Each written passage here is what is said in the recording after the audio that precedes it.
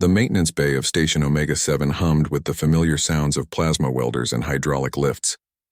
Riza wiped grease from her hands with a worn rag, surveying the disassembled hoverbike before her.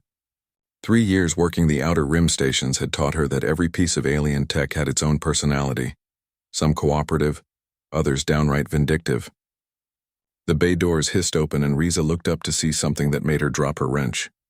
A draconian female stood in the doorway, her scales shimmering between deep emerald and gold in the artificial light.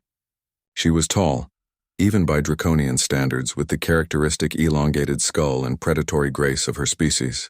But what caught Riza's attention wasn't her imposing presence, it was the desperate look in her reptilian eyes.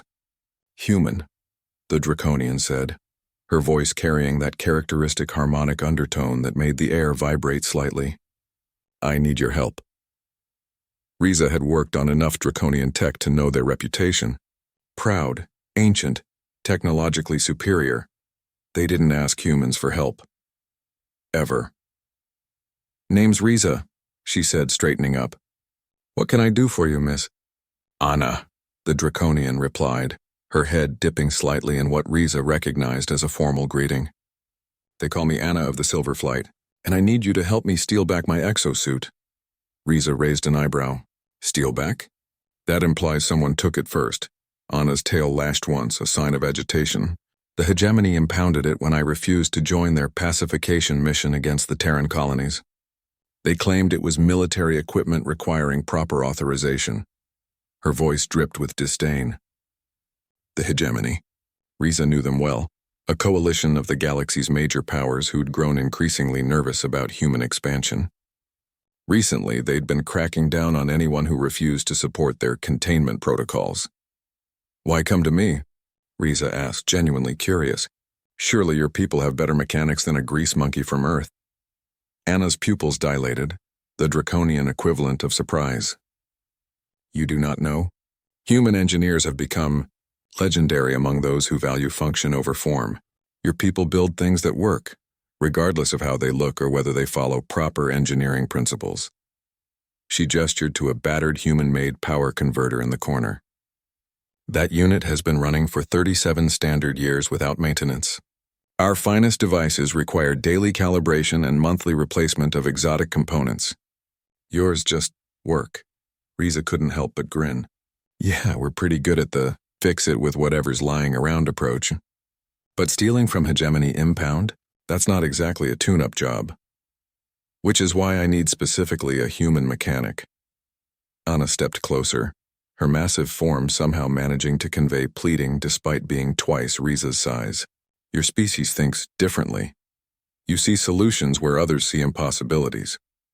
Riza considered this. The hegemony had been making life difficult for human colonies lately, and she had no love for their heavy-handed tactics. Plus, she'd always been curious about draconian exosuits.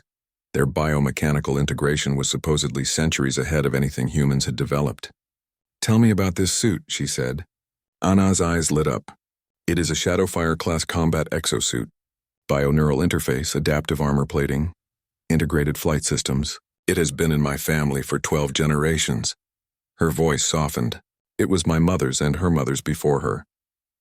And the hegemony just took it?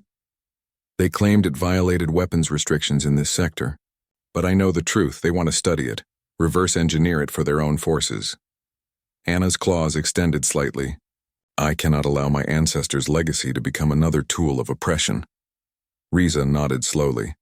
She'd heard similar stories from other species who'd run afoul of the hegemony's increasingly paranoid policies. "All right, Anna of the Silver Flight," she said, sticking out her grease-stained hand. "I'm in. But we do this my way." Anna stared at the offered hand for a moment, then carefully grasped it with her much larger one. "Your way?" "Human way. Loud, messy, and probably involving at least 3 things exploding." Riza's grin turned predatory. "First, tell me everything you know about the impound facility's security systems." For the next hour, Anna detailed the facility's layout, guard rotations, and sensor grids. The hegemony had been thorough. Motion sensors, thermal imaging, quantum locks, and a full squadron of security mechs. "Impressive," Riza mused, sketching on a piece of scrap metal. "They really don't want anyone getting in there." It is impossible, Anna said, her voice heavy with defeat. Even with your human ingenuity, the defenses are too— Hang on, Riza interrupted, holding up a hand. You're thinking like a draconian. All honor and direct confrontation. But humans— She tapped her temple. We're sneaky little bastards when we need to be. She pointed to her sketch. See, everyone who wants to break into this place is thinking about how to get past the security. But what if we don't break in at all? Anna tilted her head, confused. What if we make them bring your suit to us? The plan was insane, which made it perfectly human. Using her connections in the station's waste management system, Riza arranged for a routine maintenance inspection of the impound facility's garbage disposal units. She would go in as a certified waste technician, while Anna created a distraction by filing formal complaints about improper storage conditions affecting bio-neural interface integrity. They will never believe I am concerned about bureaucratic procedures, Anna protested. That's exactly why they will believe it, Riza explained. Draconians are famous for being obsessed with proper protocol. They'll think you're trying to get your suit back through official channels. The plan worked perfectly. While Anna kept the facility administrators busy with increasingly detailed complaints about atmospheric humidity and storage temperature variations, Riza accessed the facility through the waste management tunnels. The impound warehouse was vast, filled with confiscated equipment from dozens of species. But Anna's exosuit was easy to spot. It gleamed like liquid mercury in the dim lighting, its organic curves a stark contrast to the angular designs around it. Riza had brought a small toolkit and a portable EMP generator she'd cobbled together from spare parts.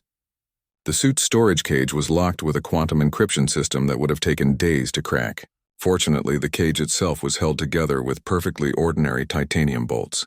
10 minutes later, she was dragging the surprisingly lightweight exosuit through the maintenance tunnels.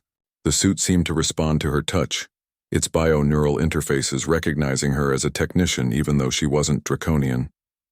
Fascinating, she muttered as the suit's systems began to activate. It's almost like it wants to be fixed.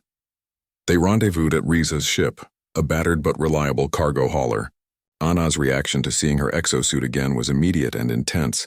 Her scales shifted to brilliant gold, and she made a sound that was part purr, part roar of triumph. I cannot repay you for this, she said, running her claws gently over the suit's surface. Actually, you can, Riza replied. I want to learn how this thing works. Real human-draconian technical cooperation. Your bioengineering, our practical problem-solving. Anna's eyes widened. You would share knowledge freely? That's what humans do, Riza said simply. We learn, we adapt, we make things better.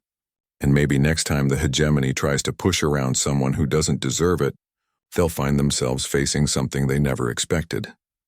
As Anna's ship disappeared into hyperspace, Riza stood in her maintenance bay holding a small data crystal, complete technical specifications for draconian bio-neural interfaces. Around the galaxy, the hegemony was learning that humanity's greatest strength wasn't their technology or their military might. It was their stubborn refusal to let anyone fight alone, and sometimes that made all the difference.